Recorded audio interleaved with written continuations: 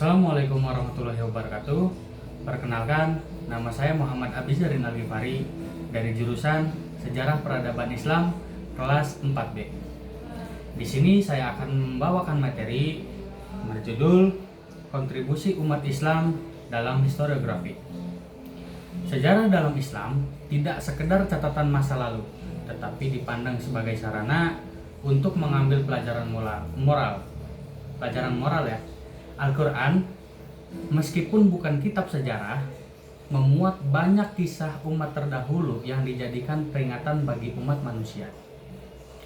Dengan fokus utama pada nilai-nilai keadilan dan moralitas. Kehancuran suatu bangsa dalam Al-Quran bukan semata karena kekufuran, melainkan karena ketidakadilan, kesombongan, dan penindasan.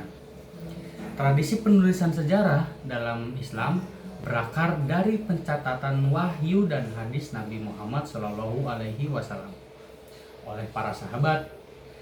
Penyusunan Al-Quran dilakukan sejak masa Khalifah Abu Bakar dan distandarkan pada masa Utsman bin Affan.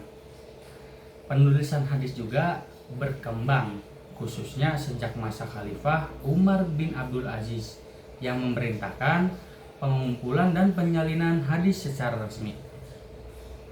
Dari sini lahirlah penulisan sejarah Islam yang berfokus pada kehidupan Nabi yang dikenal sebagai sirah atau bisa disebut biografi Nabi dan magazi seperti kalau bahasa ininya tuh catatan perang Nabi. Perkembangan sastra sirah dan magazi berlangsung dalam dua fase, dari yang sederhana hingga sistematis.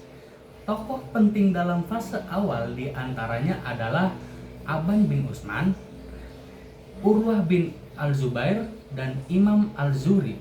Kemudian muncul tokoh-tokoh besar nih, seperti Ibnu Ishaq yang menulis kitab Al-Maghazi, Al-Waqidi yang mulai memisahkan sirah dan magazi secara sistematis, serta Ibnu Sa'ad yang menulis Tobaqat Al-Kubra, sebuah kamus biografi besar umat Islam pada abad ke-9 dan ke-10. Sejarah mulai diakui sebagai ilmu pengetahuan yang berdiri sendiri, terpisah dari studi keagamaan.